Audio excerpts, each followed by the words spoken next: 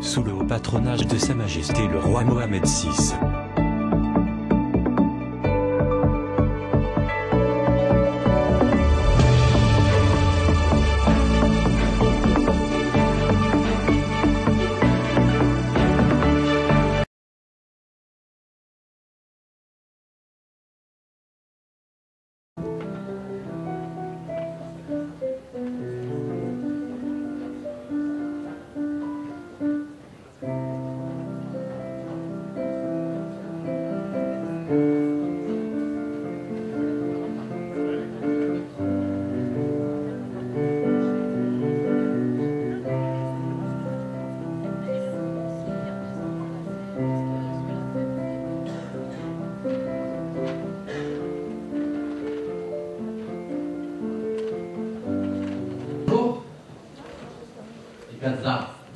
Ça va, vous allez bien?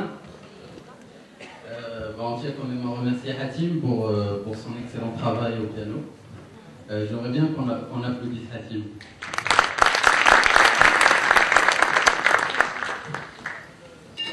Tout d'abord, je tiens à souhaiter la bienvenue à tous les participants, les Gazards de cette 14e édition du Forum des Arts et Métiers d'Ensam. Bienvenue aussi et un grand merci à tous les intervenants qui ont consacré de leur temps si précieux pour être aujourd'hui avec nous, pour partager leur expérience si enrichissante.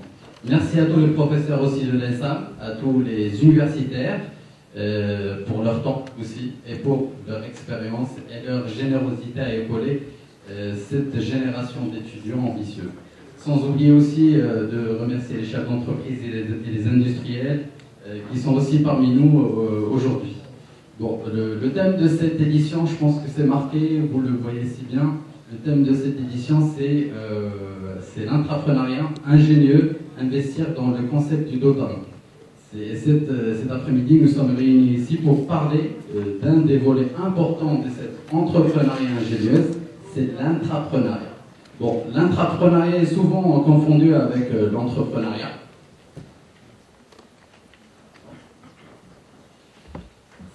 L'intrapreneuriat est un mot souvent confondu avec l'entrepreneuriat. C'est un mot, je pense que vous le savez, un mot assez marginalisé dans le concept d'entreprise actuel. C'est un mot méconnu, l'intrapreneuriat, mais ce mot qui est si mal aimé par les patrons d'entreprise représente une solution, une innovation pour les entreprises. L'intrapreneuriat est un concept que l'on peut définir comme la capacité d'un employé à créer des nouvelles activités au sein de son milieu de travail. Malgré qu'il est considéré comme un mythe dans nos entreprises, l'intrapreneuriat est bien gravé dans plusieurs entreprises mondiales, dans les plus grandes boîtes mondiales. Alors si je cite par exemple Google qui permet à ses employés de consacrer à peu près 20% de leur temps et d'autres Google, par exemple, permet à ses employés de consacrer 20% de leur temps à d'autres projets que leurs tâches de travail. Et d'autres entreprises encouragent ouvertement leurs salariés à se lancer dans leurs projets avec les moyens financiers et matériels. Pour certains, l'intrapreneuriat est un risque, mais pour d'autres, c'est une chance. Oui, c'est une chance, l'intrapreneuriat, et aussi c'est une belle stratégie pour le développement.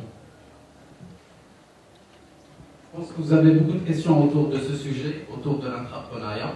Mais je vous rassure, on a aujourd'hui 3 des meilleurs intervenants qui vont répondre et qui auront beaucoup de plaisir à répondre à vos questions. Je cite Madame Huria Bar, Madame Shadia Njar, ainsi que Monsieur Abdoulawi.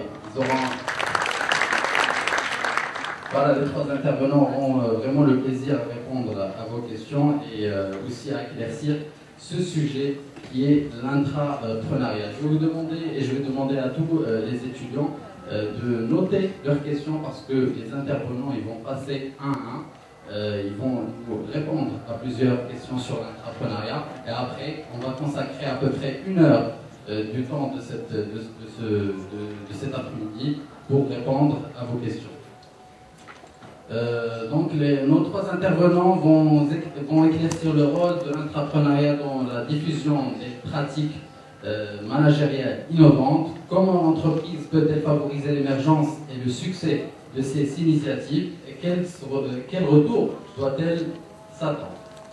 Bon, sans tarder, on va démarrer avec cette conférence avec Madame Hurriyat Bar. Bon, pour ceux qui ne connaissent pas Madame Hurriyat Bar, elle est vice-présidente de l'Association des femmes chefs d'entreprise du Maroc. Elle connaît bien le monde d'entreprise marocain. Il est aussi gérante de LMZ, cabinet de conseil spécialisé en conseil et stratégie de développement des entreprises. Mesdames et messieurs, Madame Hurriyat Bar.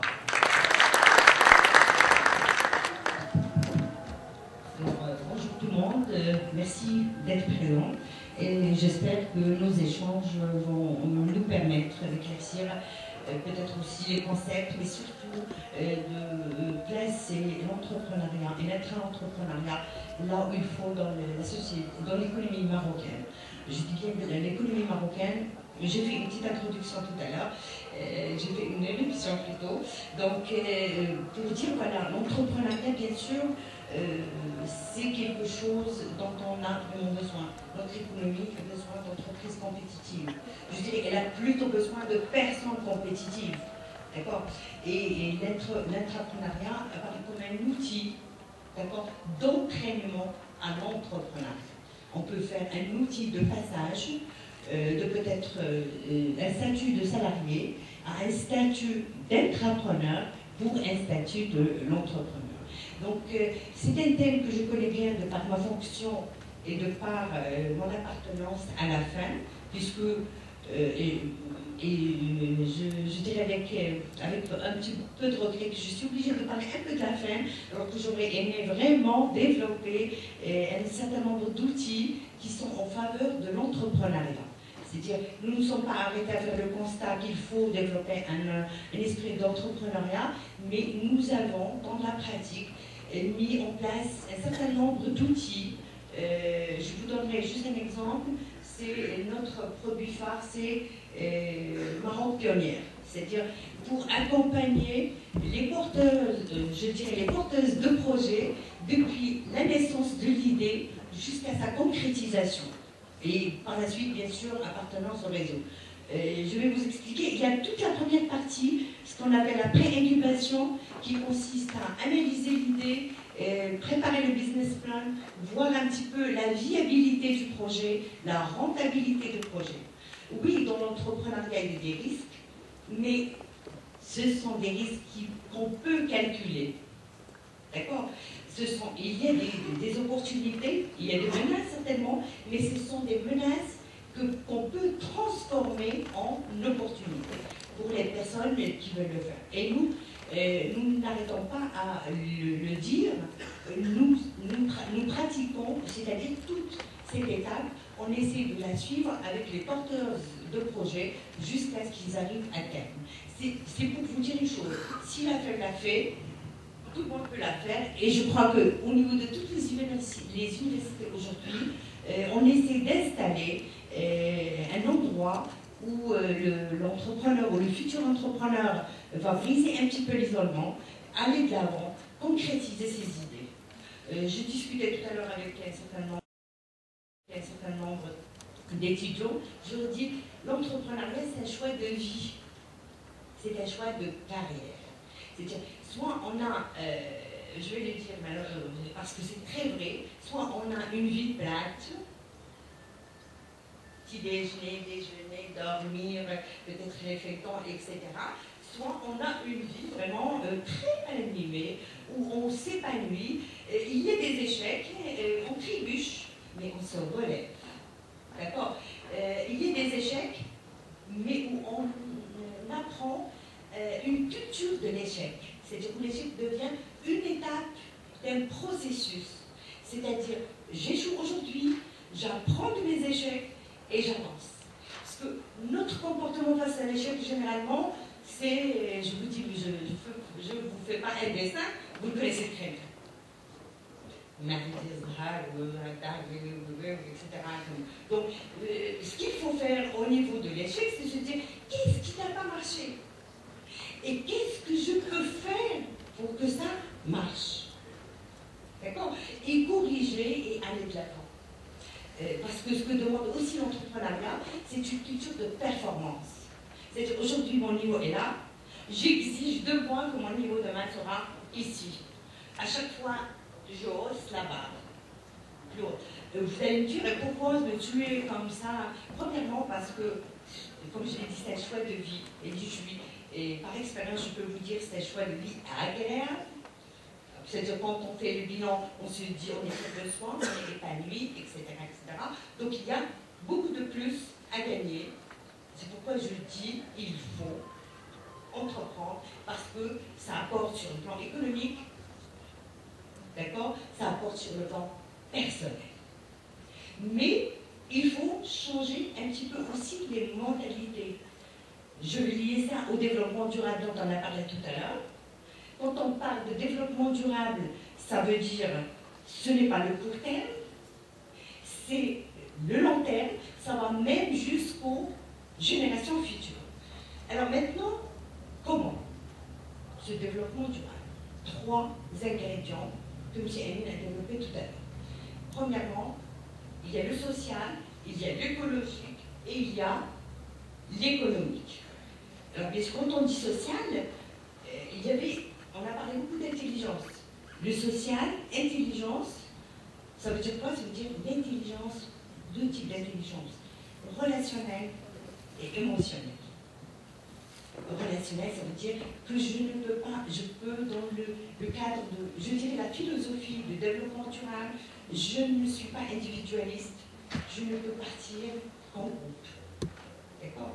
Et puis, sur le plan émotionnel, ça veut dire que j'ai une bonne démarche par rapport à ma personne, par rapport à mon évolution et par rapport à l'échec, par rapport à la responsabilité. C'est-à-dire, j'intègre un certain nombre de cultures et qui vont me permettre de réussir et de faire réussir un ensemble de personnes autour de moi. Parce que quand j'entreprends, je ne suis pas seule, je suis avec généralement des personnes qui vont m'aider, qui vont me soutenir, qui vont m'accompagner, et surtout dans le cadre associatif. Donc, quand nous avons parlé tout à l'heure, il m'a dit, vous parlez de la femme, et vous parlez ensuite de l'entrepreneuriat. Je lui ai dit, c'est indissociable, ce sera difficile pour moi. Parce que tous les outils qui sont développés par la femme dans le cadre de l'entrepreneuriat, nous avons Casa Pionnière, nous avons par exemple le mentoring. Je ne sais pas si vous avez déjà entendu, mais ça véhicule par exemple un ensemble de valeurs, d'échanges, d'accompagnement, qui, encore une fois, sont au service de l'entrepreneur. Vous allez me dire pourquoi c'est dédié aux femmes, hein, je vous le dis clairement à tous ces jeunes hommes, presque à votre regret. Mais pourquoi c'est dédié aux femmes? Parce que l'idée principale, c'est de donner aussi à la femme les outils nécessaires pour pouvoir progresser, de donner à la femme une plateforme adéquate, etc. N'est-ce pas? Donc c'est dédié à la femme parce que la femme jusque-là a été lésée sur le plan économique, entrepreneurial. Donc c'est le moment de lui dire, voilà, vous êtes un être humain, vous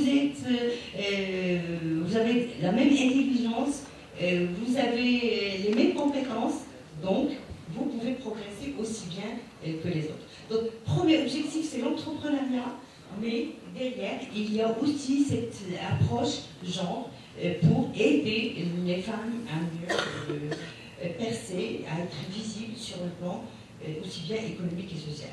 Je vais parler d'un autre motif pour l'entrepreneuriat, c'est que le social dépend beaucoup de l'économique. Si on a des entreprises performantes, si on a des entreprises qui émergent, si on a des entreprises compétitives, elles recrutent, il y a de la richesse qui est créée, il y a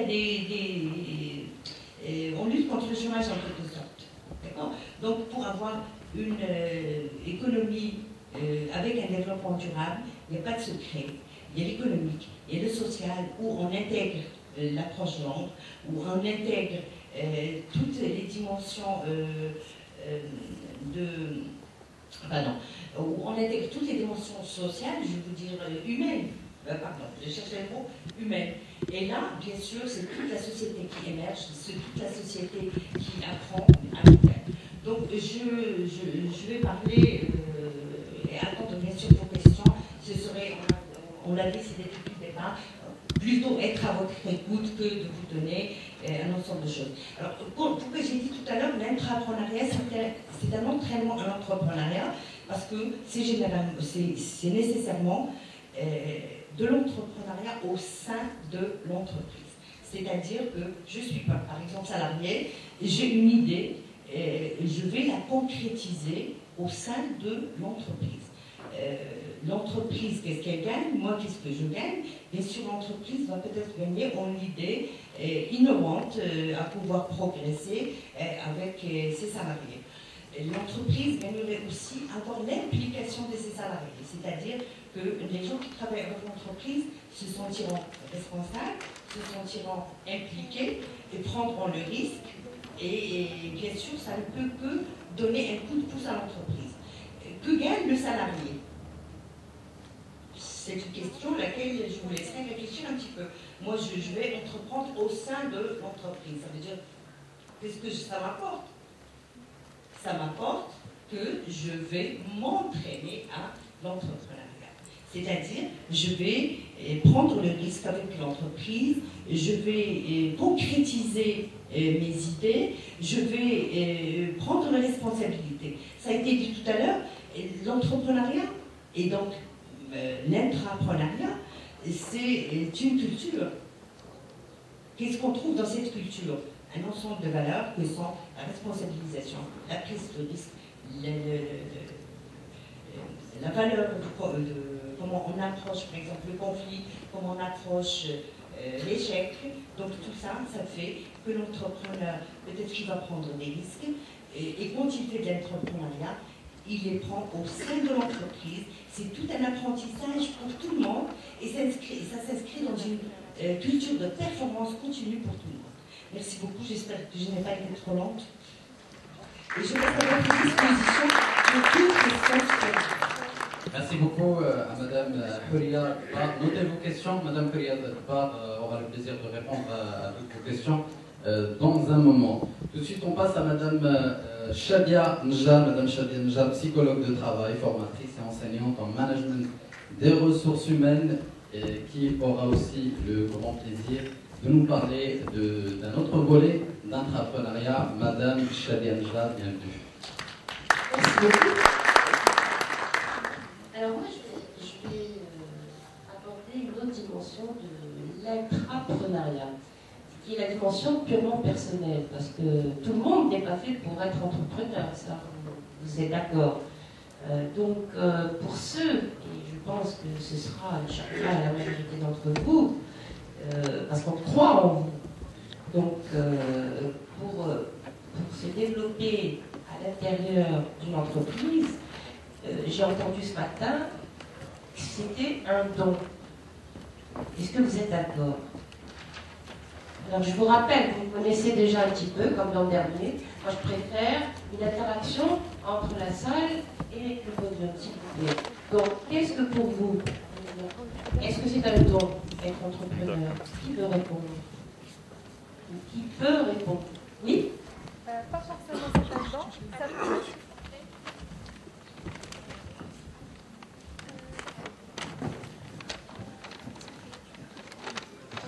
Franchement, je ne suis pas d'accord à 100%. L'entrepreneuriat, ça s'apprend, ça se forge, mais en quelque sorte, c'est un don. Il y a des gens qui sont charismatiques, il y a des gens qui ont le pouvoir, par exemple, de gérer, il y a des gens qui sont spéciaux. Donc, c'est peut-être un don, mais à un certain pourcentage. Le reste, ça s'apprend et ça se forge, comme je l'ai déjà dit. Très bien, je suis tout à fait d'accord avec vous et merci pour votre réponse. C'est tout à fait ça. Donc, il faut faire attention quand on parle de don. Est-ce qu'on parle de quelque chose d'inné? Ensuite, est-ce qu'on parle de quelque chose d'acquis, c'est-à-dire qu'on apprend des compétences? Ou bien est-ce qu'on a déjà une aptitude innée à ce genre de management, etc. etc. Donc, l'objet de mon intervention, c'est de faire la différence. Est-ce que ça s'apprend ou pas? Est-ce que c'est un don? Est-ce que c'est une compétence? Ou bien est-ce que c'est un talent? Qu'est-ce que c'est un talent? Là aussi, on se pose la question. Qu'est-ce que c'est qu'un talent par rapport à une compétence?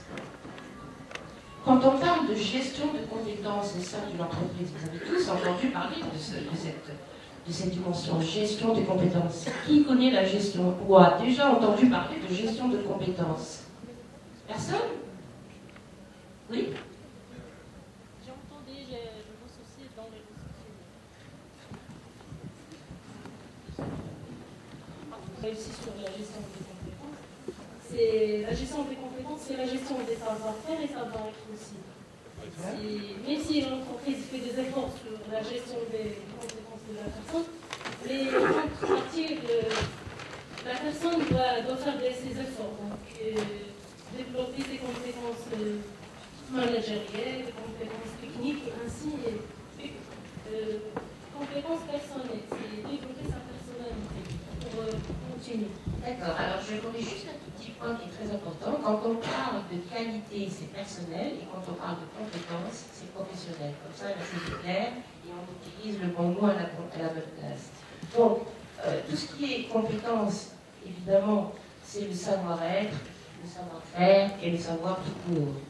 Donc, ces trois dimensions rentrent dans la compétence.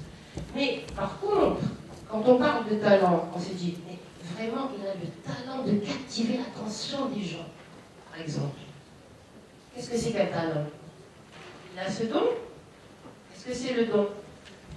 Il a ce petit plus. Il n'a pas que le savoir, savoir-être, le savoir-faire, mais il a cette compétence en plus qui le différencie des autres. Et c'est ça qu'on recherche quand on fait des entretiens de recrutement. À diplôme égal, à expérience égale, j'avoue, et tout le monde le sait, on cherche ce qui va le différencier et donner cette valeur ajoutée à l'entreprise. C'est ça qu'on recherche. Mais lire un CV, etc. Bon, le CV, pour moi, c'est pas ce qui est le plus important. C'est surtout la recherche de la personnalité, la recherche du profil qui correspond exactement à ce poste. Est-ce qu'il a des aptitudes managériales? Est-ce qu'il a le charisme pour être un leader? Est-ce qu'il a du leadership? Est-ce qu'il peut gérer une équipe? Est-ce qu'il peut faire de l'intrapreneuriat? Et c'est là notre question. Donc ça s'apprend. Il y a les compétences de base, oui, mais on peut apprendre toujours s'améliorer en continu. Toujours. On n'en a jamais appris. Moi je le dis, la journée où je n'ai rien appris est une journée perdue pour moi, ça c'est clair. Je pense que c'est la même chose pour tout chercheur ou pour tout étudiant. Il faut toujours apprendre dans la vie et on n'arrête jamais d'apprendre. Voilà. Donc, en résumé, ok, il y a un minimum basique, mais il faut toujours chercher à se dépasser. J'avais noté quelques points qui ont été dits ce matin. Donc, comme les obstacles, oui, ah oui, j'ai pas de chance, ah oui, je peux pas, j'ai pas les moyens. D'abord, très souvent, il s'agit de désinformation ou de malinformation. C'est-à-dire que les jeunes ne sont pas assez informés parce qu'ils attendent toujours qu'on leur donne l'information. Il faut aller vers l'information. Il y a des tas de produits qui vous aident et qui vous financent. Vous n'avez juste qu'à donner la bonne idée et le bon concept. Mais après, tout, on vous aide pour tout. Là, je me trompe. On vous donne tout. Même le financement. Donc, c'est surtout de la mauvaise ou de la mal ou de la désinformation. Autre point, un obstacle, c'est une opportunité. Il ne faut pas voir ça comme un échec. Mais c'est plutôt une opportunité de mieux rebondir. On apprend en trébuchant.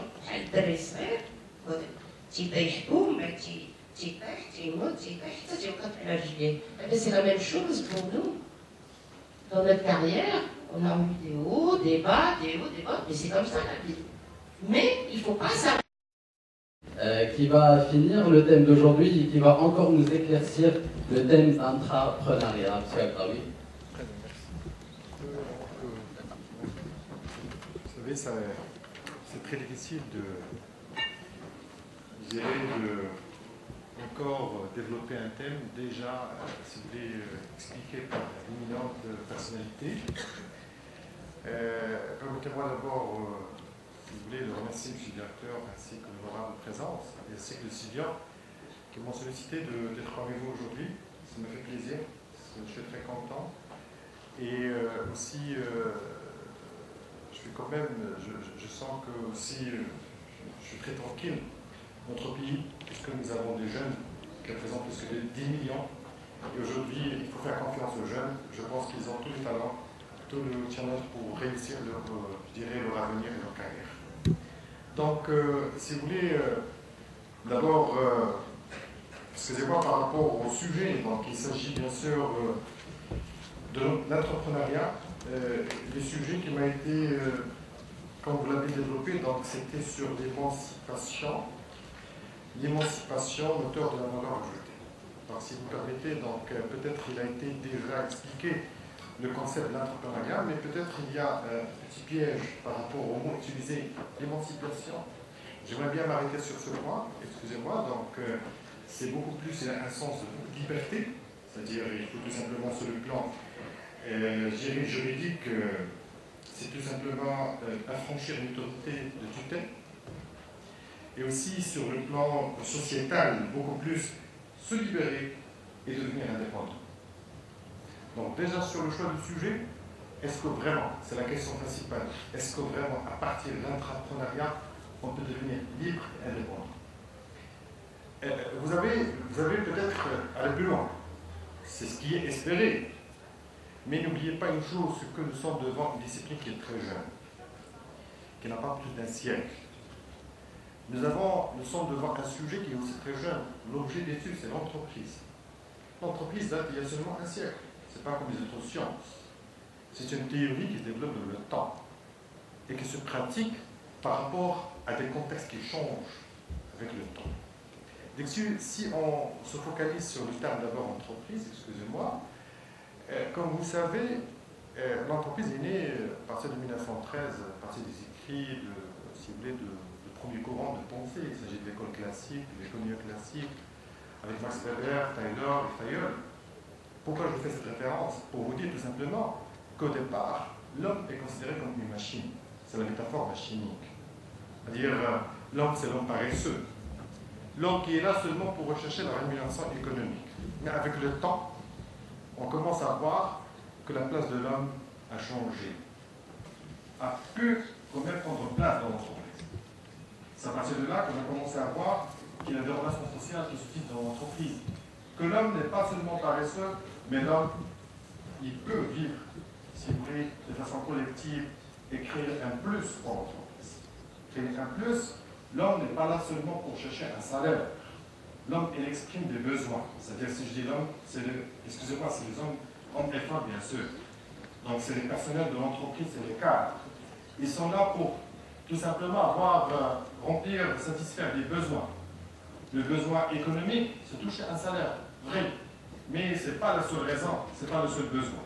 Ils ont d'autres besoins, c'est le besoin de sécurité, le besoin d'épanouissement. Mais aussi, ce qui est excellent, ce qui est aussi intéressant, c'est le besoin d'appartenance. Le besoin d'appartenance va nous renvoyer essentiellement aux travaux si vous voulez, des grands chercheurs en management, donc à partir des années 80, on a commencé à voir quelque chose qui est de nouveau. C'est que je ne cherche pas seulement le salaire, mais je cherche aussi à créer de la valeur pour l'entreprise. Et là, je vous renvoie bien sûr aux écrits de Michael Porter, Business School, Harvard School. Donc là aussi, on a commencé à voir la naissance, si vous voulez, de l'idée de la création de la valeur. L'entreprise n'est pas là seulement pour générer des bénéfices, mais elle a aussi pour créer la valeur. La valeur, elle est créée pour ses clients. La valeur qui est pour ses fournisseurs, mais il peut créer la valeur pour les salariés, pour le personnel. Donc à partir de cette trajectographie, si vous voulez, de le temps, de l'évolution de la théorie d'entreprise, aujourd'hui, on commence à dire qu'il ne suffit pas de donner salaire, mais aussi, il est aussi intéressant de les faire participer dans la création de la valeur. Et là, bien sûr, je félicite les organisateurs d'avoir choisi ces trois variables.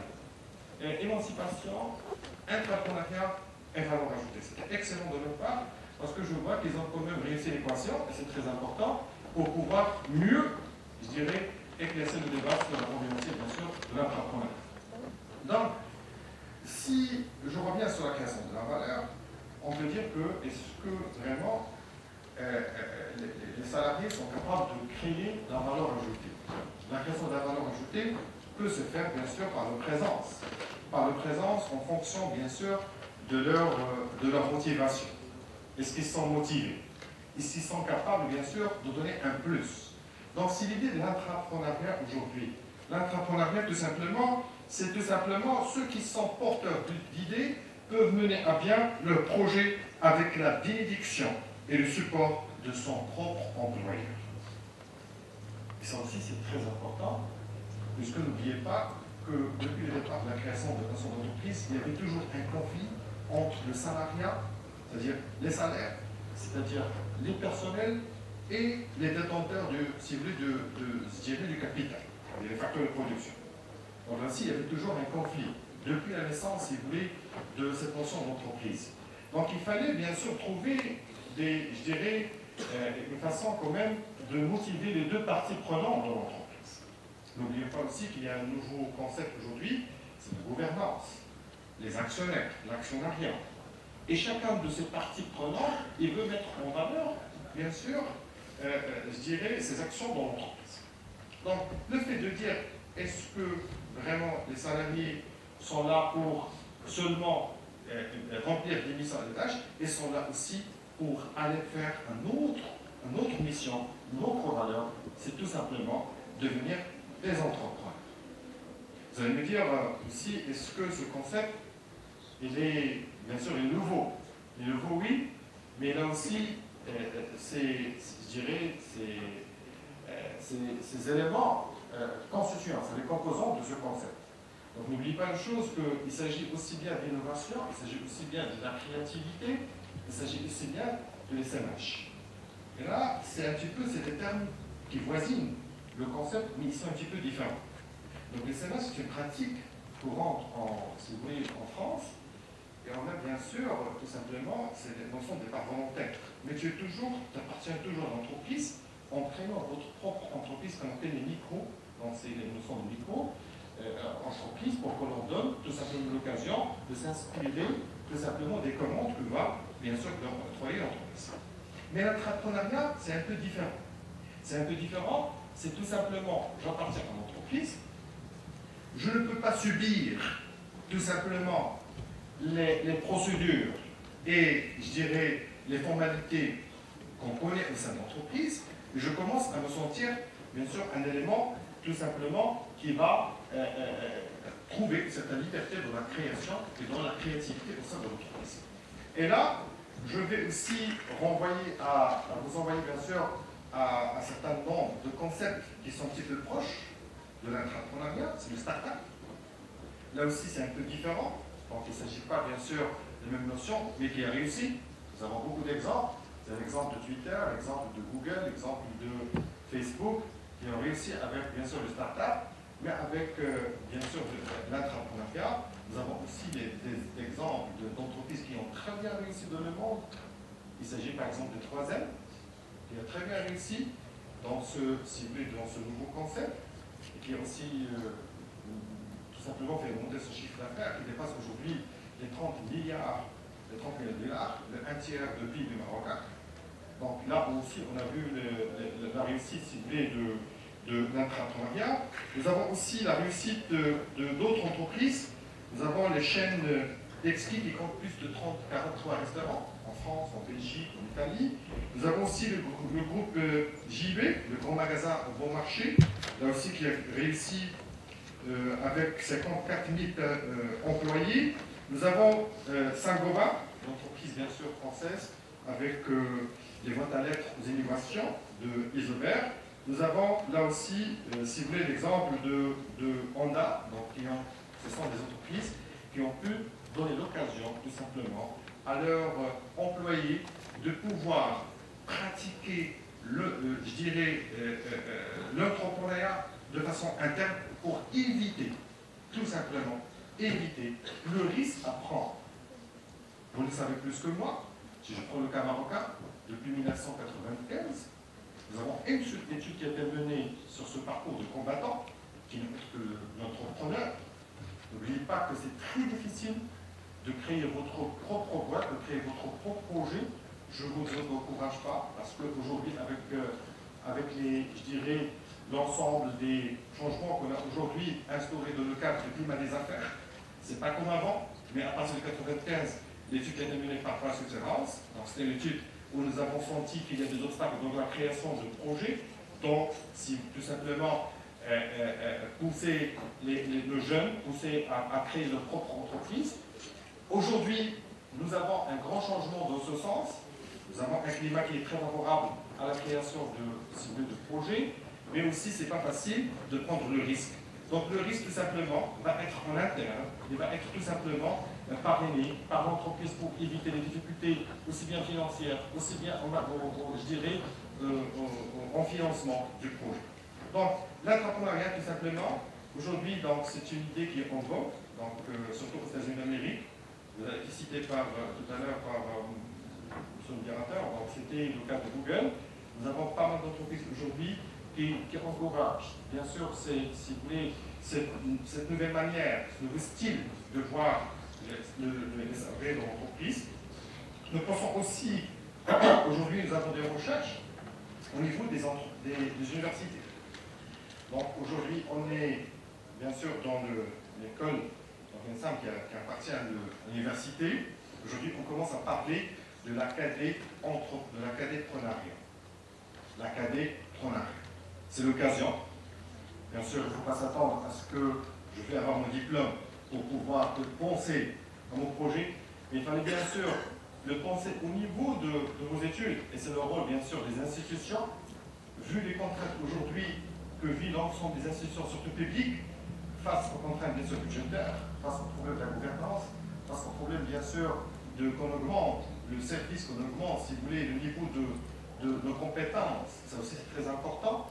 Aujourd'hui, on est en train, bien sûr, il y a beaucoup de recherches qui se font sur le fait de parler de l'académie-prenariat, de donner l'occasion, bien sûr, à nos étudiants et étudiantes, bien sûr, à partir du moment où ils sont en train de se former, bien sûr, de leur donner l'occasion, si vous voulez, d'explorer aussi, de donner plus, je dirais, de leur capacité pour pouvoir, bien sûr, réussir leur carrière, mais aussi, bien sûr, leur projet. Je vous remercie.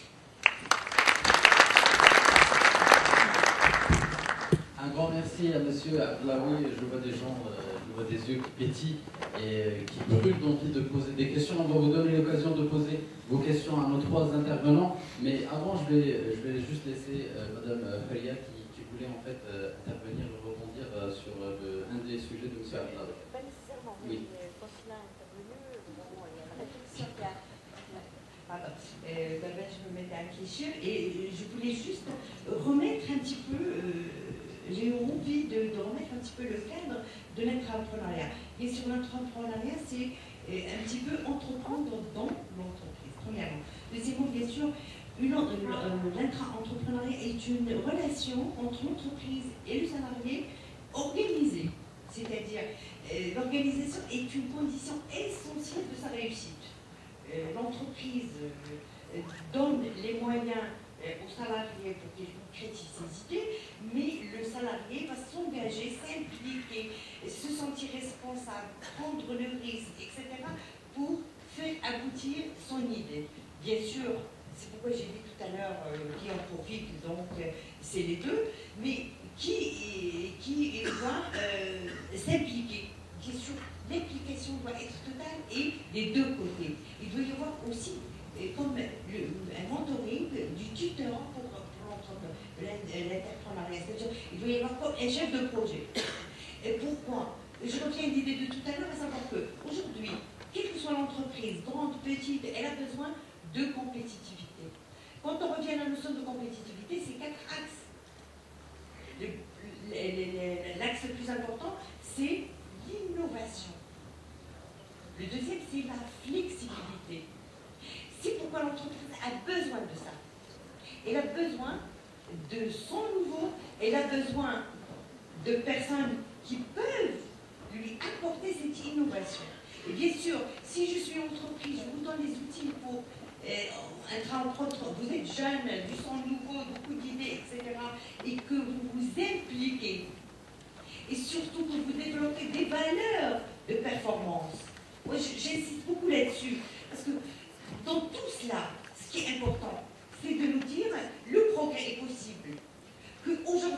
l'humanité vit, à mon sens, ça n'engage que moi, qu'une ère la plus intéressante de son existence, étant donné les innovations, étant donné tout ce qui vous est offert. Vous imaginez, quand nous étions petits, on n'imaginait même pas qu'un jour on va parler à un téléphone sans fil. Si quelqu'un nous aurait dit à l'époque, le téléphone sans fil, comment on va faire? Et quand on nous disait qu'on va appuyer pour que la télé s'allume, que le paraît-il aujourd'hui même les rideaux se descendent, se relèvent, etc., on n'a même pas cru. Donc c'est dire, voilà, premièrement, il faut croire à vos idées. Ça a été dit. Deuxième chose, c'est dans toutes ces notions, entrepreneuriat, entrepreneuriat, il y a de la base. La base, c'est quoi? Croire en vos idées.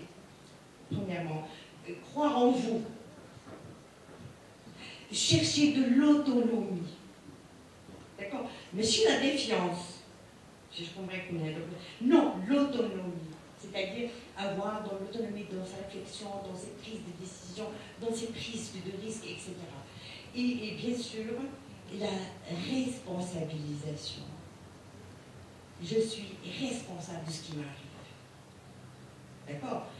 Pas dans le sens d'une autocritique, parce que nous sommes des humains, avant tout. Et nous avons des côtés positifs, des côtés négatifs. Donc, si, même dans le langage avec nous-mêmes, on s'attaque juste au négatif et on passe des journées, et malheureusement on le fait, on passe des journées à nous massacrer. Je ne sais pas, je suis ceci, je suis pas cela, etc. Donc ça ne marche pas comme ça. Au contraire, se dire, voilà, à le côté positif, je vais les améliorer, je vais chaque jour faire mieux. Ben ça, je crois que c'est là le point de salut des humains et l'intelligence de l'humain apparaît dans toute sa grandeur et l'intelligence collective apparaît dans toute sa grandeur. Et c'est ce que nous cherchons aujourd'hui parce qu'il y a eu beaucoup de problèmes écologiques, économiques, sociaux, inégalités. Donc nous cherchons aujourd'hui des outils pour que l'environnement devienne agréable, pour que les relations deviennent vivables et que l'économie devienne durable. Merci. Merci beaucoup, madame. Donc voilà, on va laisser le temps aux étudiants et aux Gazards de poser leurs questions à nos trois intervenants. Je vais vous demander juste de poser vos questions le plus rapidement possible, c'est-à-dire que les questions soient claires et rapides. Donc on donne le temps à tous les étudiants de poser les questions. Voilà. Juridique, économique, social de Fès. Et là, je profite de remercier notamment notre cher prof, M.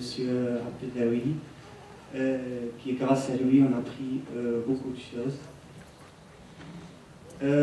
En ce qui concerne le sujet d'entrepreneuriat, on sait que l'entrepreneuriat consiste à entreprendre dans le cadre d'une organisation existante. Donc la question qui se pose, c'est que dans le cadre de cet intrapreneuriat, qui finance ce projet proposé par le salarié, sur quelle base on partage le bénéfice? La deuxième question, c'est que est-ce que les entreprises marocaines sont prêtes à franchir ce pas et donner une opportunité d'entreprendre à leurs salariés? Et merci. Entreprendre, c'est tout un processus structuré d'après ce que vous avez dit. Et si quelqu'un possède des idées et qui a la volonté de créer sa propre société, ma question c'est comment entreprendre, d'où commencer, quel marché choisir et comment apprendre et améliorer ses compétences. Avant de prendre la troisième question, on va déjà répondre aux deux questions par nos chers intervenants.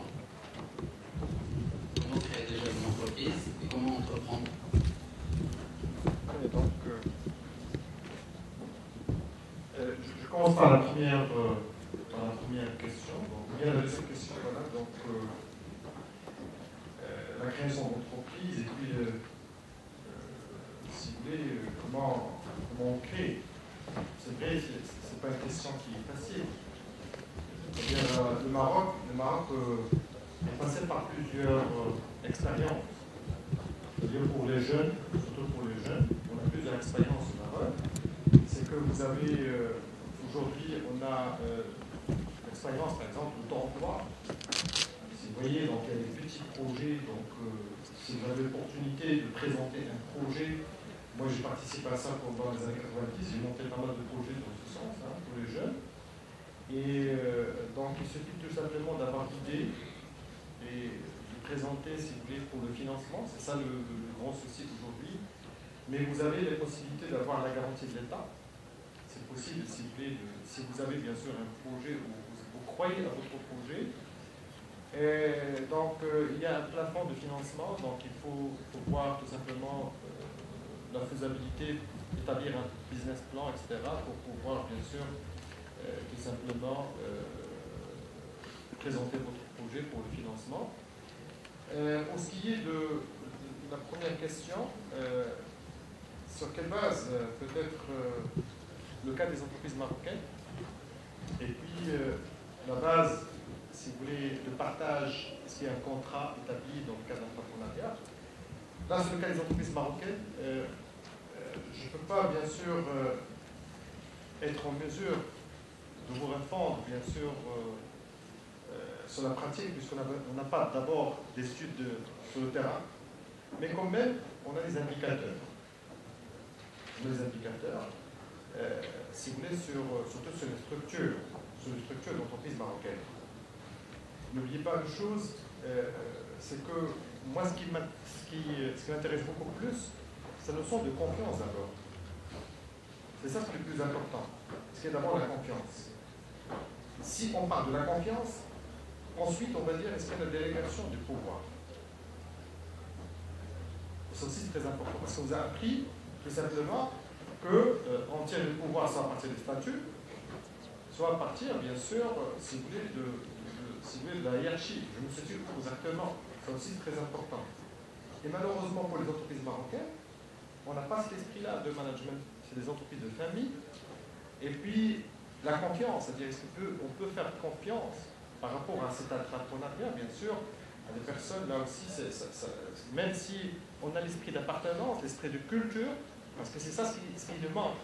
Parce qu'il y a beaucoup d'entreprises aujourd'hui qui ont développé la culture d'appartenance. La culture d'appartenance est très importante. Mais moi, à mon avis, je ne peux pas porter un jugement, mais j'en déduis, d'après, bien sûr, le constat en général, c'est-à-dire le tissu économique d'entreprises marocaines, on n'a pas encore atteint ce stade, si vous voulez, de dire que nous avons une vraie culture managériale avec des entreprises structurées, avec des entreprises qui peuvent aller au-delà d'un niveau, si vous voulez, de management. Maintenant, sur la question d'entrepreneuriat, peut-être que là aussi, c'est un risque qui est partagé normalement.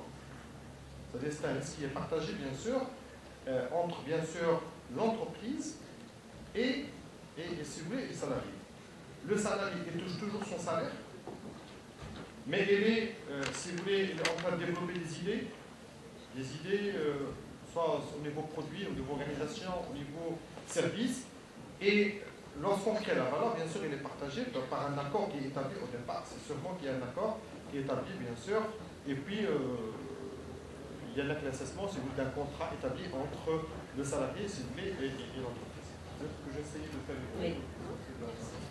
Je vais répondre à la deuxième partie de la question, avec votre permission, monsieur le modérateur. Sur les compétences. Alors, ça c'est une très grande question. Parce qu'il faut d'abord savoir quelles sont mes compétences. Qu'est-ce que je sais faire et qu'est-ce que je ne sais pas faire, ou bien qu'est-ce que j'ai à améliorer comme compétences. Alors la meilleure façon de le savoir, c'est de faire un bilan de compétences. Qu'est-ce que c'est qu'un bilan de compétences? C'est une série de tests, aussi bien des tests de personnalité, des tests d'aptitude, des tests d'intelligence, etc., etc., on fait vraiment toute la mosaïque de la personne et de ses compétences. On fait le tour de la question, c'est un 360 degrés. Et à partir de là, on en ressort des recommandations sur les points à améliorer et les points où vous êtes fort. Il est très important de savoir où est-ce qu'on est fort, où est-ce qu'on est très compétent pour pouvoir mieux se vendre. Et pour savoir quelle direction prendre. Parce que bon nombre d'entre vous qui sortent et qui cherchent du travail, prennent le premier job qu'on leur donne, c'est peut-être pas le bon. Des fois, ils quittent 6 mois après parce que l'ambiance ne leur plaît pas, ou bien l'activité ne leur correspond pas, ou bien le style de management non plus, etc., etc. Donc il faut d'abord vous connaître vous-même avant d'aller dans les autres. Donc, moi, ce que je préconise comme attitude, c'est que avant la fin du cursus, faites-vous faire un bilan de compétences. Faites-vous analyser votre personnalité. Et faites...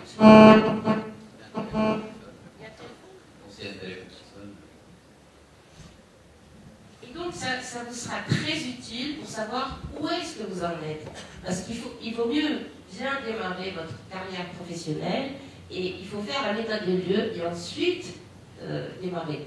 Quant à la gestion des compétences en entreprise, il y a énormément d'entreprises qui font de la formation, certes. Mais dans quelles conditions? Bon, il y a un budget, il faut l'écouler. Allez, on va leur faire un peu de leadership. On va leur faire un peu de système. Non. La gestion des compétences, il y a une analyse des besoins qui se fait à travers les entretiens d'évaluation annuelle. Et il faut d'abord que cette évaluation annuelle soit instaurée. Il y a une procédure, il y a un savoir-faire. C'est pas n'importe qui peut la faire. Il y a tout un processus avant d'arriver à la gestion des compétences. On ne fait pas de la formation comme ça. Et il faut bien choisir les personnes. Qui en a le plus besoin, dans quel but? Le but du salarié, mais aussi les objectifs à atteindre de l'entreprise. Donc il faut que les deux coïncident. Et bien souvent, on n'accorde pas autant de temps à ce choix, ni à cette analyse.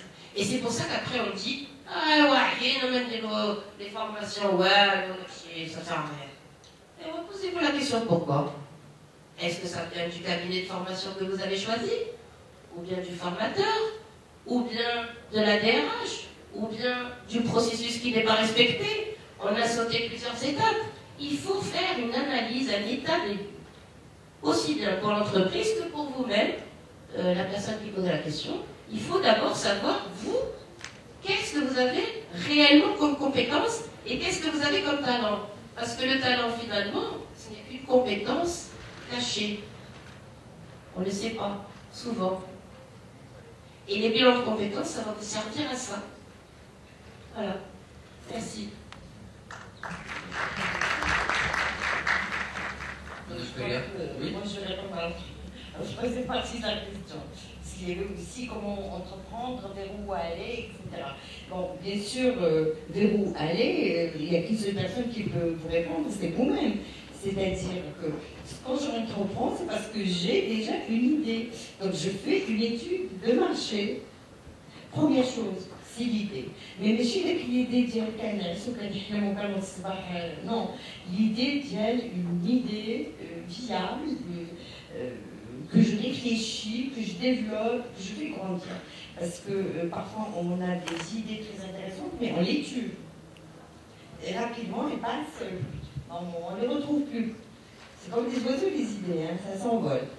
Donc, il faut les garder. Comment les capturer? C'est parce qu'en les enregistrant, en se disant, tiens, ça, peut-être faire ma vie autour de ça, ça me va. Et je sais pas, autour d'un restaurant, autour pour vous, par exemple, de processus industriel, découvrir d'autres processus, etc. C'est très intéressant. Donc l'idée, ça vient de ça. Une fois qu'on a l'idée, on la laisse jamais. Une fois que l'idée est très claire et que vous trouvez pertinente, bon, je vais aller voir quels sont mes clients, quels sont mes fournisseurs, comment je vais fonctionner. Donc je fais tout le scénario avant de lancer. Parce que dans la vie, au principe, on a deux façons de faire. Soit on vit le jour, donc je m'astreins, je vais faire telle chose, qu'est-ce que ça va donner. Soit on a une démarche stratégique, c'est-à-dire avec des objectifs, des moyens et des objectifs moyens et bien sûr de l'action. De l'action. Il faut beaucoup d'action. Réflexion, mais aussi d'action. Il faut trouver la bonne combinaison entre les deux. Il y a des personnes qui vont passer beaucoup de temps à réfléchir sans peut-être rien faire. Et ça, c'est très mauvais. Il y a des personnes qui vont pas réfléchir et aller dans l'action, c'est très mauvais. Il faut vraiment combiner et avoir le bon dosage entre la réflexion et l'action. Aucune ne marche toute seule. Généralement, quand on est jeune, on se dit, on dit beaucoup d'idées, oui, bien sûr, si vous ne les dites pas, personne ne les connaîtra. D'accord? Et si vous ne les pratiquez pas, personne ne les connaîtra. Donc, il faut, bien sûr, idée, concrétisation de l'idée et action. N'est-ce pas? Et il y a une autre dimension, bien sûr, que je voudrais aussi aborder avec vous, j'ai peut-être dit tout à l'heure, c'est que on n'improvise pas l'entrepreneuriat.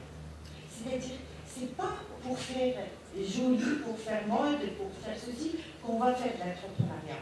Non, on le fait parce qu'il y a un intérêt à faire de l'entrepreneuriat. Il y a un intérêt certain aujourd'hui. Les entreprises ont besoin de flexibilité. Ils ont besoin d'être... Et bien sûr, si elles ont des têtes réfléchissantes avec elles, c'est tant mieux. S'ils ont des ingénieurs, plein d'idées, etc., c'est bien sûr, c'est tout à leur avantage, n'est-ce pas? Donc, ça se prépare, ça se réfléchit aussi, et ça se concrétise aussi. D'accord? Donc, voilà, je crois que... Je pense que c'est clair.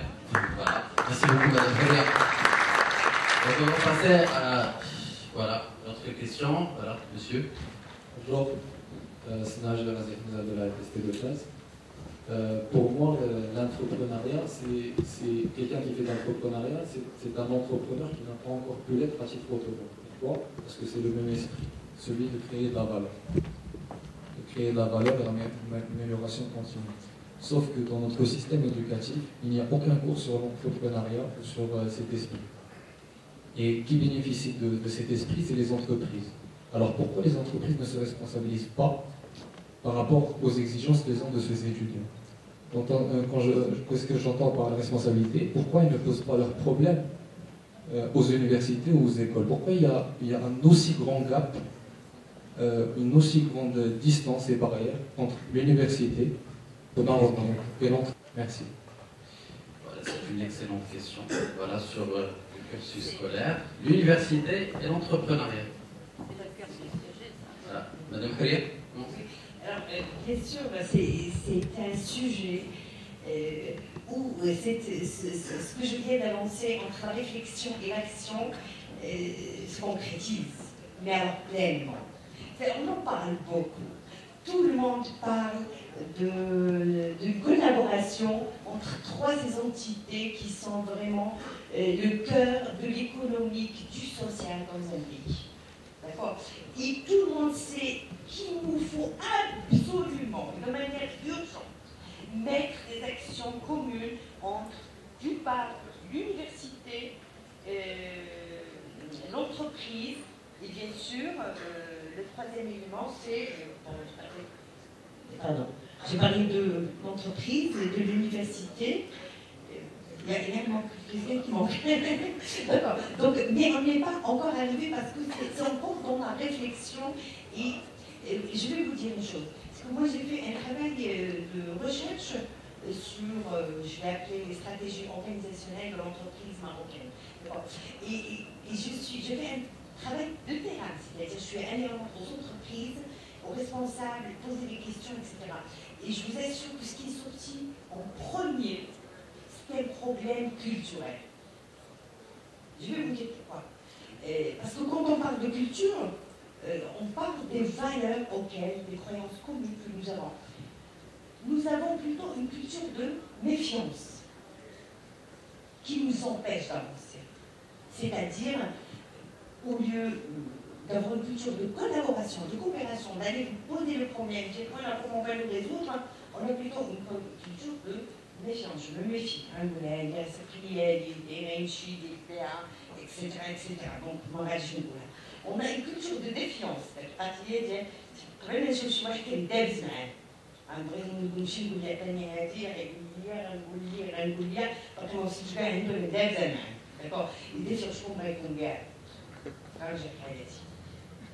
D'accord. Elle a une culture, on n'a pas une culture de collaboration. On n'a pas dans notre esprit l'autre. Attention. L'autre attention. Donc, ce qui fait qu'on n'a pas une culture de performance. J'en ai discuté, etc. C'est-à-dire, dès qu'il a des fois l'action زوينه كل شيء كاين هذا et ça s'arrête là. Non, c'est action زوينه دمير غادي نحسن منها. Donc on doit installer.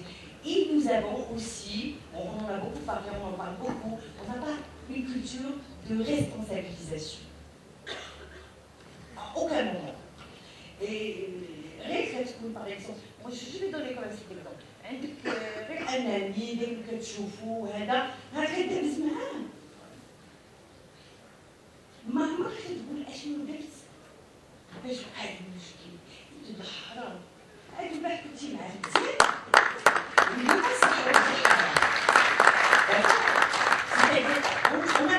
on prend pas ses responsabilités. C'est-à-dire, je lui dis pas, tiens, qu'est-ce que j'ai fait pour que كيجلس واحد خدام 10 سنين 20 عام في الخدمه ديالو قال تقولي ما كنديرش تقول لي ما عندنيش الورقه ديالي اللي متوكل منها كيفاش ما عندكش الورقه 10 سنين وانت كتسنى في الورقه ما كاينش واحد vous n'avez pas fluidifié un petit peu vos relations de travail pourquoi j'ai géré مع 10 مع 11 etc.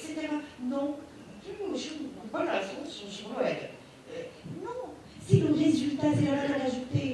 Et j'ai envie de dire une chose, et peut-être que je vais conclure avec ça, que un événement qui était organisé dernièrement, bon, ça va m'échapper, le budget d'Yellow, France, le budget d'Yellow, qui est égal au budget du ministère de l'Éducation nationale. Un événement. Ça veut dire quoi? Ça veut dire qu'on ne crée pas suffisamment de valeur ajoutée. On ne crée pas de la valeur ajoutée. On ne crée pas des richesses pour des conneries, j'ai envie de dire. Donc, messieurs les ingénieurs, mesdemoiselles les ingénieurs, ça m'a fait vraiment plaisir ce matin de savoir qu'il y a plus de 60% de femmes ingénieurs. Donc, ça me réconforte. Malheureusement, je ne vois pas beaucoup de filles. C'est pas grave, mais bon, pardon. Pourquoi derrière? C'est un problème de lumière. Et je vais dire une chose. Prenez vos responsabilités sociales, sociétales, économiques. Prenez-les. Allez chercher vos idées. Ne commencez pas à dire, oui, qui indique de votre entreprise. Non. Venez nous voir, les filles. Venez voir les filles qui m'attendent. Et sur les garçons, il y a... Vous pouvez vous associer, et là nous développerons une culture de collaboration. Vous vous associez avec les filles et vous les laissez majoritaires. Deuxième chose que j'aimerais beaucoup vous dire, c'est que le Maroc a besoin de nous tous. Il a besoin des filles, de garçons, etc. Pourquoi nous militons pour les filles? Parce qu'on se dit, il y en a marre que 50% des intelligences du Maroc soient éliminées d'office, que 50% des compétences du Maroc soient éliminées d'office, que 50% des capacités intellectuelles, éducatives, pédagogiques soient éliminées d'office. Donc, jouez votre rôle, mesdemoiselles. Quoique en français, mesdemoiselles, c'est demoiselles. Hein. On a changé, ça ne se dit plus. Hein. Je ne sais pas si vous le savez, mais il n'y a plus mademoiselle en français. Donc ça survit chez nous. Donc, assumez vos responsabilités. Vous êtes des ingénieurs. vous avez les méthodes d'optimisation, vous avez les méthodes des procédés industriels, et le Maroc a besoin de ça. Bien sûr, on est passé l'humanitaire, passé d'une ère industrielle à l'économie de savoir, à l'économie cognitive, comme ça a été dit ce matin. Mais moi, je suis convaincue qu'on va revenir à l'ère industrielle et qu'on va revenir à l'ère agricole. Parce que, déjà, ça m'a rappelé tout à l'heure, Kessler, l'économiste, je crois en 1747, je sais pas quoi, il a dit « Seule l'agriculture est créatrice de richesse.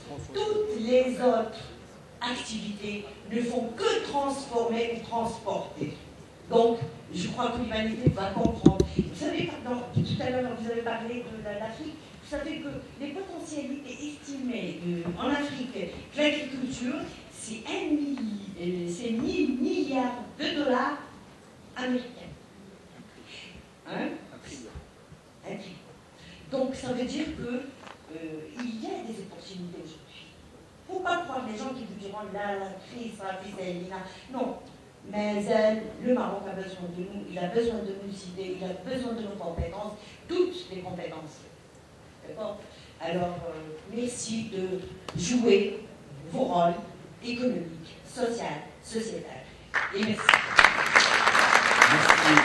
Est-ce que sur la question monsieur, la question sur le manque de communication entre l'entreprise et l'universitaire, monsieur Ablaoui, vous qui êtes universitaire, merci beaucoup. Alors on attend votre réponse. Là, peut-être que vous avez touché un point qui est très important. Et aujourd'hui, le Maroc doit passer en action. Il ne faut pas réagir. C'est qu'il faut faire du faiblesse apparent sa propre force. C'est le plus important. N'oubliez pas que la Corée du Sud, qui était similaire au développement des années 60, il y a un demi-siècle, aujourd'hui, deux entreprises coréennes, LG et Samsung, dépassent largement le PIB marocain avec 103 milliards de dollars en 2010. Voilà un point de départ. Maintenant, il me manque le point d'arrivée, le parcours. Il me manque le jardin d'entrepreneuriat. Pas le jardin, malheureusement. Le jardin, c'est pas l'école. C'est dans la maison. Ça commence lorsqu'on était petit. Hein. C'est là qu'on commence à instaurer, on commence à tout simplement transférer le savoir. Donc c'est pas au niveau de, si vous voulez, de l'école qu'on va devenir vraiment des grands entrepreneurs et des grands managers. N'oubliez pas aussi que dans le monde entier, aujourd'hui, même si je prends le cas européen, bon, je ne vais pas parler ni de la Finlande, ni de la Suède, Danemark, qui ont... C'est dans toute cette région, vous savez qu'aujourd'hui, c'est beaucoup d'industries de l'automobile qui s'étalent un petit peu. Donc, c'est une femme qui a réussi, c'est la première pionnière qui a été chez nous. Alors, depuis, nous avons, aujourd'hui, je crois que nous devons être à 80 créations d'entreprises. Avec un taux de réussite quand même de 75%. Parfois, ils reviennent à des salariés, etc., il n'y a pas de souci. Et ça, c'est notre produit phare, nous sommes très fiers de ce que nous faisons, et surtout nous avons des procédés, nous avons développé des procédés qui sont très maîtrisés. C'est-à-dire, on est prêt à échanger à ce niveau-là avec tout le monde.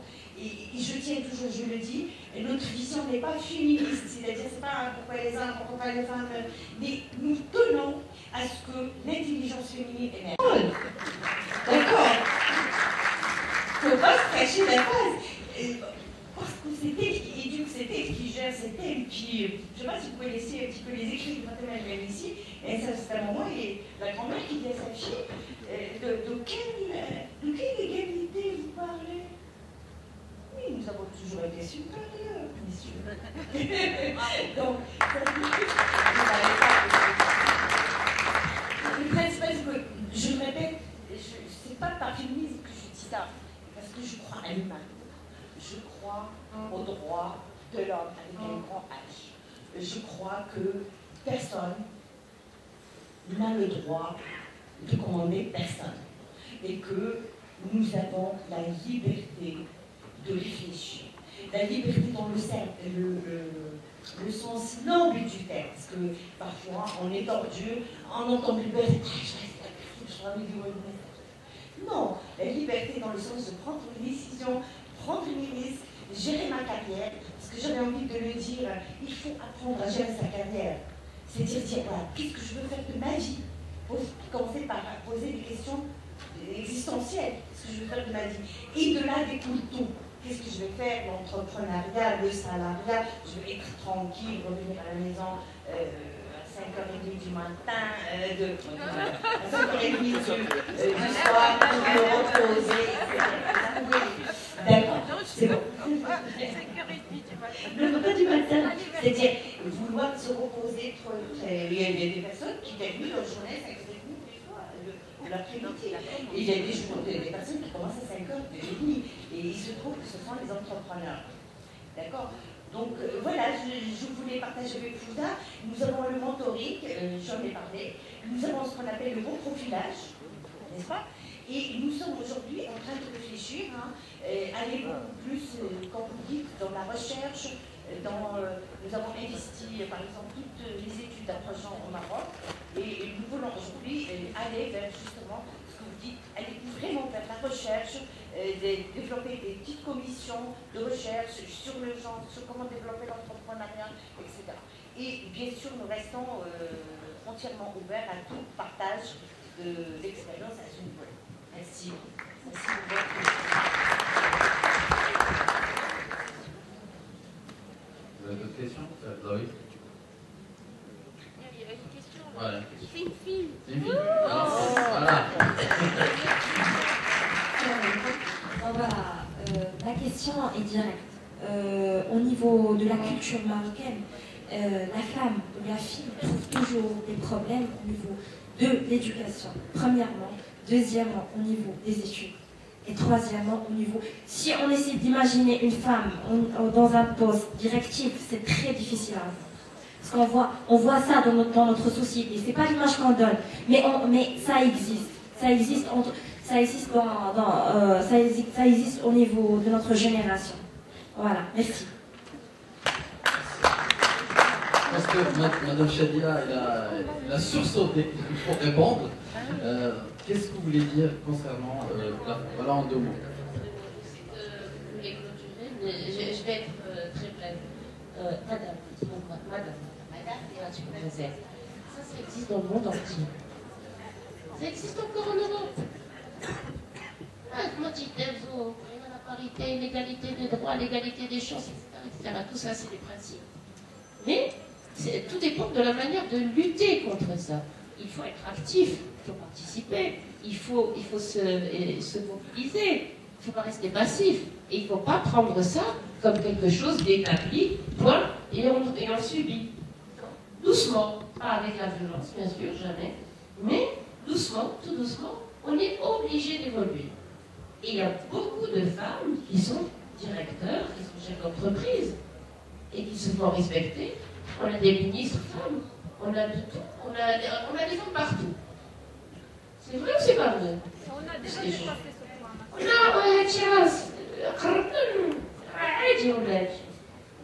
Non? Sortez dans le monde industriel, allez à Kazan un petit peu et renseignez-vous. Je ne sais pas si vous avez des statistiques à la fin. Il y a combien d'hommes et de femmes, la proportion enfin du chef d'entreprise? Il y a beaucoup de femmes qui ont des postes de responsabilité aussi au sein des ministères. Moi, je connais beaucoup de femmes qui sont directeurs dans les ministères et ça marche très bien. Donc, il faut, ce que je disais tout à l'heure, think out of the box. Il faut arrêter de marcher sur le canal déjà tracé, les rituels, les idées qu'on vous a inculquées, etc. C'est un nouveau monde qui s'ouvre à vous et c'est grâce à vous qu'il va s'ouvrir. D'accord? Oui, merci beaucoup. Alors, je vais raconter une anecdote. Il paraît qu'il y avait une course de tortues. C'est une anecdote. Une course de tortues. Et puis, le chemin était vraiment périlleux, etc. Et tout le monde disait non, vous n'arriverez pas, vous n'arriverez pas. Et puis, elle recule. Bon, il y avait au départ une centaine. Il y a une qui est arrivée au sommet. Et puis, quand ils ont cherché pourquoi, parce qu'elle était sourde. Et n'entendez pas que les autres leur disaient, voilà, là, vous n'arriverez jamais, vous n'arriverez jamais, etc. C'est quelque chose qu'on dira tout le temps. Et nous sommes un peu contre l'innovation. Vous allez dire à quelqu'un, je veux faire quelque chose, vous direz, ça fait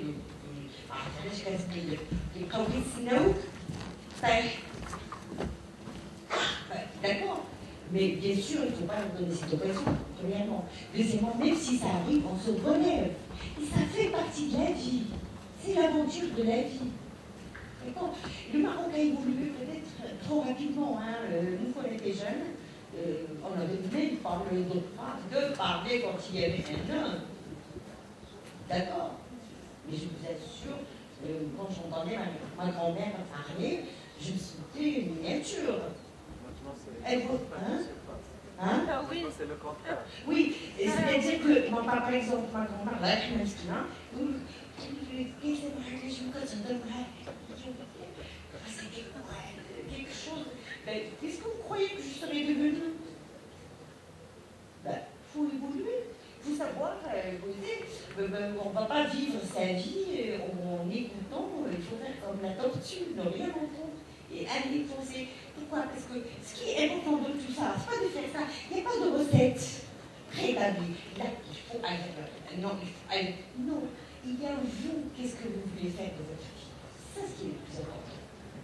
Qu'est-ce que vous voulez faire de votre vie? Et bien sûr, plus vous avez une vie de réalisation riche, de réussite, plus vous êtes fiers de vous. Et plus vous êtes fiers de vous, et là je parlerai plutôt aux femmes, plus vous transmettez ça à vos enfants. Dans nos sociétés, on fait des mauvais calculs, parce qu'on se dit, le malheur sera de l'ouèdre. D'accord? Moi, je serai de l'ouèdre, quel délire. Mais croyez-moi, je connais pas mal de femmes qui sont comme l'ouèdre. Marc Kami, je voulais. Kami, moi, c'est ça. Je moi aussi,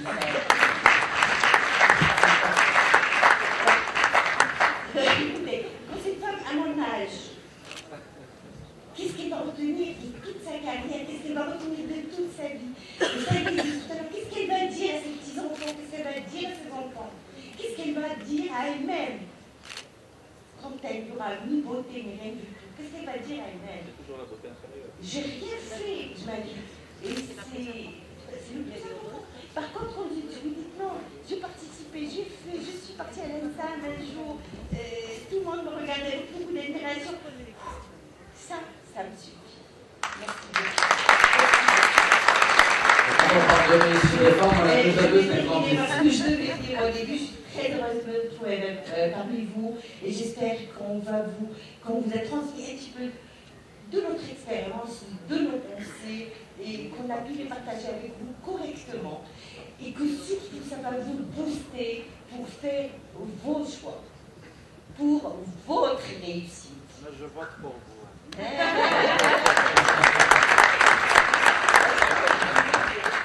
Merci beaucoup. Voilà, quand on parle de réussite des femmes, on a déjà deux exemples ici qui ont réussi. Donc voilà, tout est possible.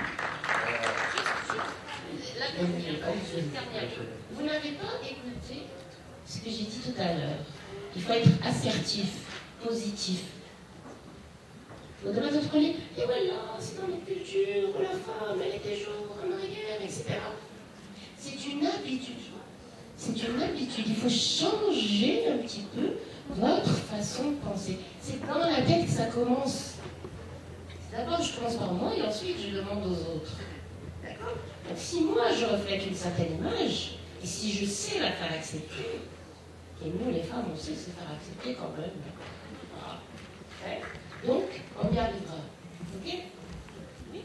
Combien de femmes acceptent de s'expatrier aujourd'hui à l'extérieur de leur pays tout en ayant une famille?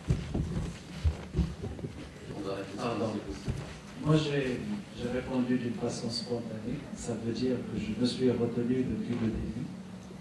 Mais à un moment donné, il y a un appel comme ça qui vient. Donc, tout à l'heure, j'ai suivi avec beaucoup d'émotion des interventions.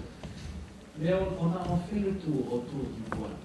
Mais moi, personnellement, je n'ai pas senti qu'on a attaqué le problème tel qu'il est. Pour la simple raison, que chacun a une façon de voir les choses et chacun juge ou se comporte en se basant sur le système de valeurs dont il est porteur.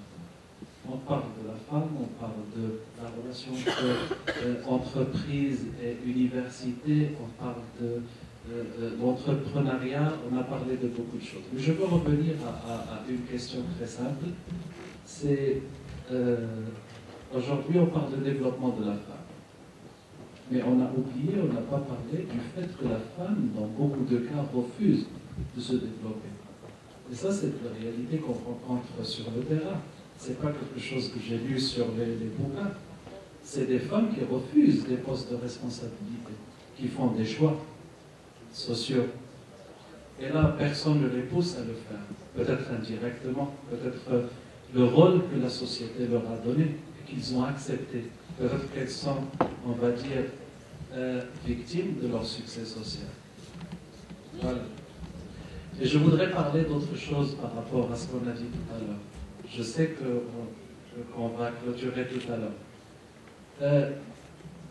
Je fais partie de l'association des ressources humaines. Et on a reçu 3 ou 4 appels des écoles, y compris Centrale de Paris, qui veut s'installer ici au Maroc, qui a déjà acheté un terrain et qui est en train de construire à Bouskoura, Casablanca. Les gens, les écoles de l'étranger, viennent demander l'avis des industriels. On veut un regard des industriels.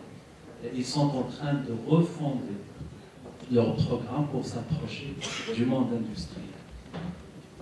Qu'en est-il des Maroc du Maroc?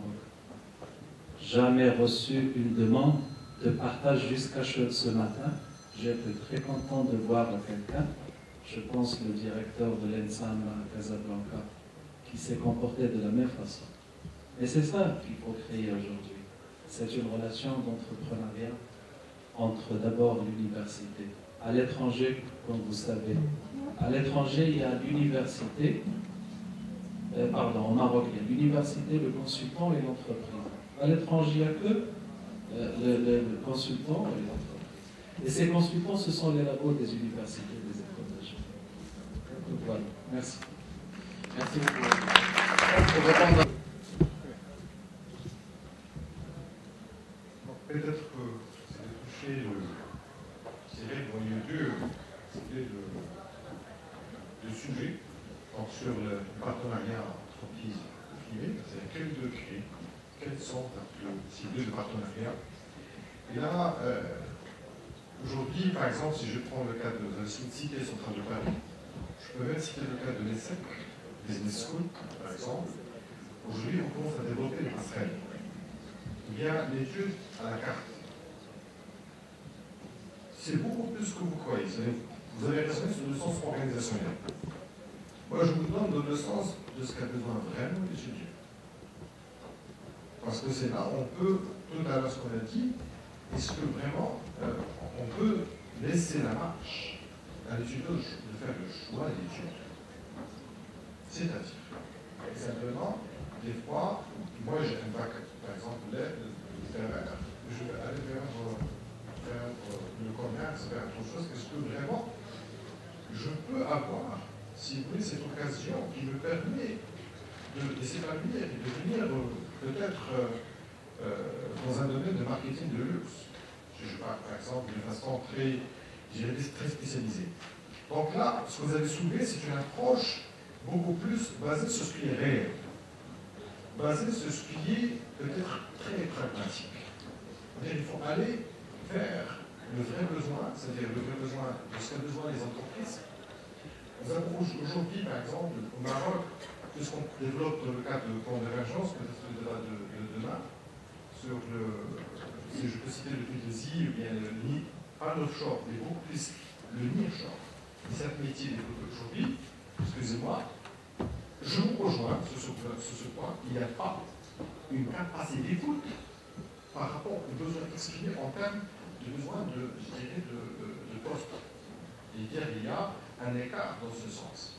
Pourquoi cet écart? Peut-être par rapport à la complexité qu'on est en train toujours de vivre. Il y a une complexité organisationnelle, je me souviens tout à l'heure.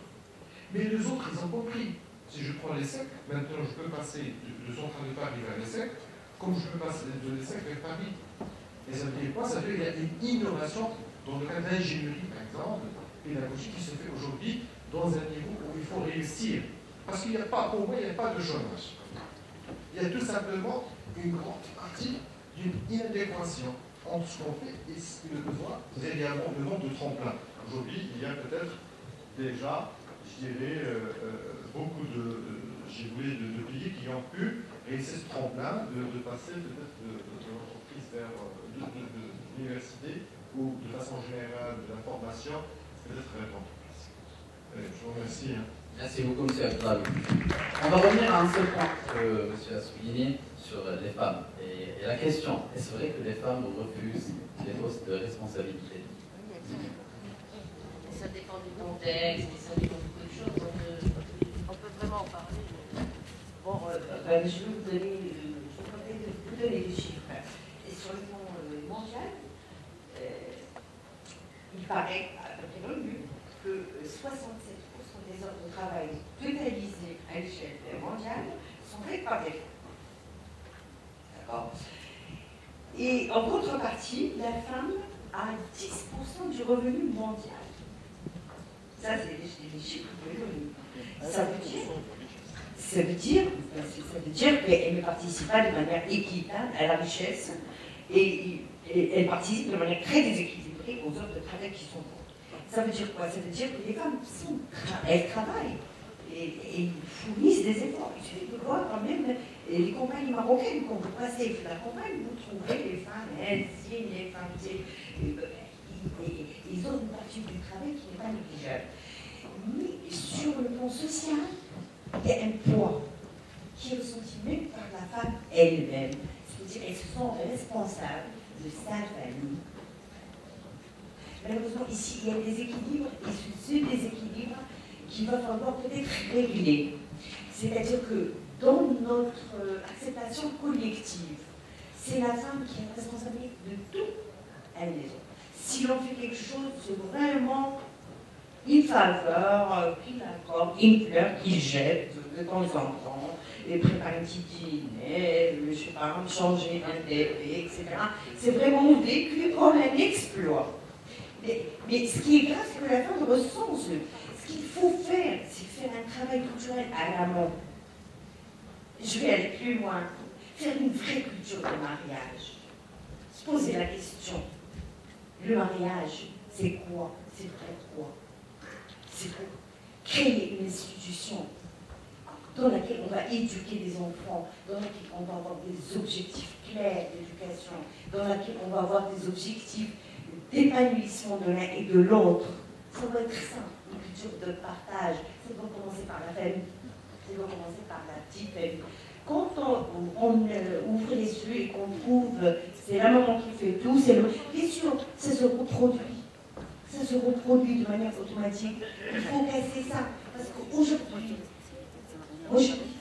si la femme, par exemple, avant passait toute sa journée à faire le ménage, c'était justifié. Il n'y avait pas la technique d'aujourd'hui. Il n'y avait pas toutes ces facilités qui existent aujourd'hui. Maintenant, une femme qui reste à la maison, pour faire quoi? Avant, la femme avait 11, 12 enfants. Elle avait du travail pour toute la vie. Maintenant, elle en a 2, 3, au grand maximum 4. Est-ce qu'il va sacrifier toute sa carrière pour 4 personnes qui, dès qu'ils ont 15 ans, ils vont lui dire de toutes les manières, tu n'as jamais rien fait, tu ne feras jamais rien, tu ne comprends rien du tout. D'accord? Est-ce qu'il ne mérite pas d'avoir sa carrière et il juge que non, face à sa responsabilité familiale, et se dit non. Et ça, moi je trouve que c'est d'une dépédition incroyable d'intelligence de vie. C'est pour des raisonnements duquel on... Voilà. C'est-à-dire que c'est une culture à changer pour moi, parce que ça n'arrange personne, ni la famille, parce que l'éducation des enfants ne repose pas sur ce qui est dit, mais elle repose sur ce qui est vu. Je ne veux pas de dire à l'enfant prends tes responsabilités quand il voit son père ou sa mère ne pas prendre ses responsabilités. Il faut prendre ses responsabilités et qu'il le voit, sinon on ne croit pas du tout. Il ne suffit pas de dire à l'enfant, il faut croire au travail, il faut travailler.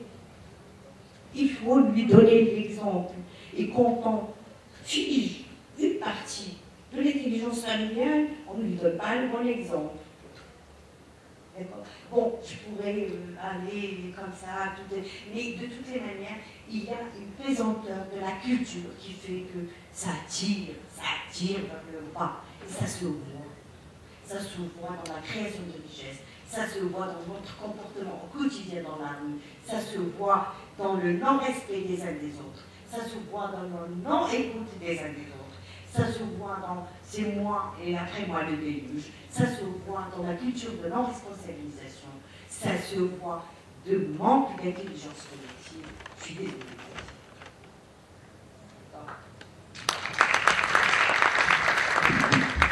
Merci beaucoup. Donc, avant de conclure, je vais demander à tous les intervenants de passer un petit message à tous les étudiants qui nous écoutent aujourd'hui, à tous les étudiants qui sont là.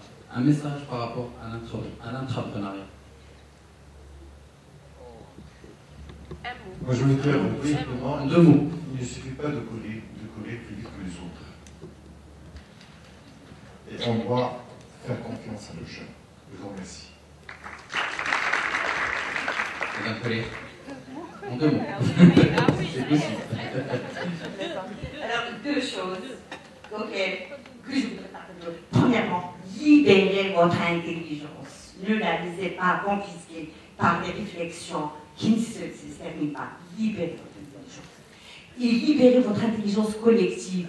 Apprenez à travailler ensemble, à vous accepter les uns les autres, à vous aider les uns les autres. Les autres ont des défauts, vous en avez aussi. Acceptez ceux des autres. Merci. Alors vraiment, en 2 mots. Oui. En 2 mots, donc, croyez en vous. Il faut y croire. Et ne restez plus dans le paraître, mais soyez dans l'être.